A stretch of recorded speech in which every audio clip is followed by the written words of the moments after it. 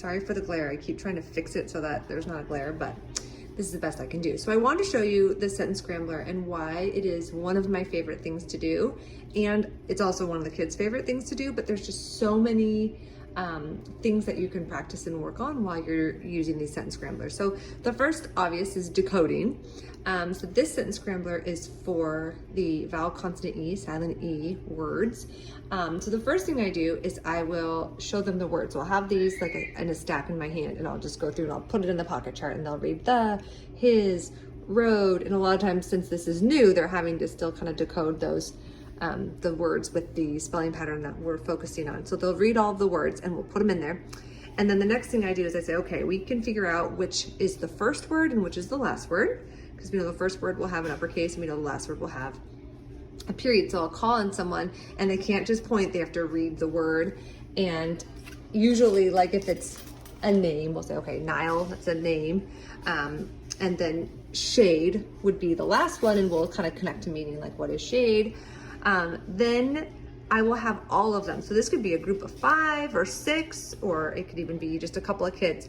So then I'll say, all right, I want you to look at all the words we have next. So we know it's Nile, that's who our sentence is about. Which word would work next? So in this case, for this sentence, there's really just one option. There's some of them that are a little bit trickier that they have to play around with a little bit more, but they can figure out that the next word is road. So then they'll read it, road, and then we'll go back, and this part's important. I'll say, well, we want to get our momentum, so let's reread what we have so far. Nile road, okay, road what? And then they'll figure out, it could be the, or it could be his, so we chose his. And then we reread again. Nile rode his, and then they figure out bike. So I give them all time. I don't let them like shout out at first. I say, I want to give everyone time, and give me a thumbs up if you think you know what the next word is, so that they're all having, sorry about the glare, they're all having to read and think about what could come next. So then they figure out the rest of the sentence. And then of course we read it to check, like to say, does it sound right? Does it make sense? So then we read the whole sentence again. And this time we can be a lot more fluent because they have now read these words so many times, because I've had to reread them and stuff. So then I talk about how would we, I've talked a little bit about scooping before. So like, how would we scoop this? Which words go together? So I know already in the shade kind of go together. So I might read it like, Nile rode his bike in the shade. So we practice kind of reading it that way as well. And then we go on to the next one and we follow the same pattern where, and I'll also ask questions like, okay, we know who it's about. What did he do?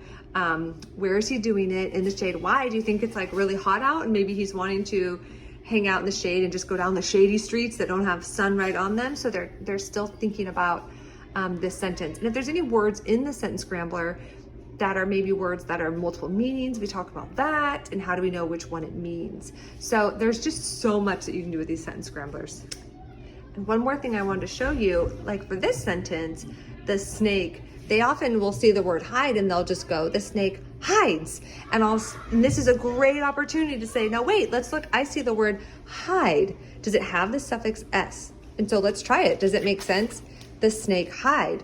No, we can't do that because it doesn't say hides. So which word, like, is there a connector word that we can put before then? Then they figure out, oh, will, the snake will hide. But it's just that conversation and that like kind of subject verb agreement thing that we talk about, like, yes, it would need an S to sound right. And if we don't have that suffix S, there's a word that we can use. The snake will hide, the snake can hide, and then they can do the rest in the whole. Now, these are kind of the simpler sentences, but there are some with more words that are a little more complex and that take a little bit more thinking, but they love to do these because it's something that's kind of like a puzzle they have to figure out, but all the while they're decoding and they're learning about sentence structure and they're thinking about meaning as well.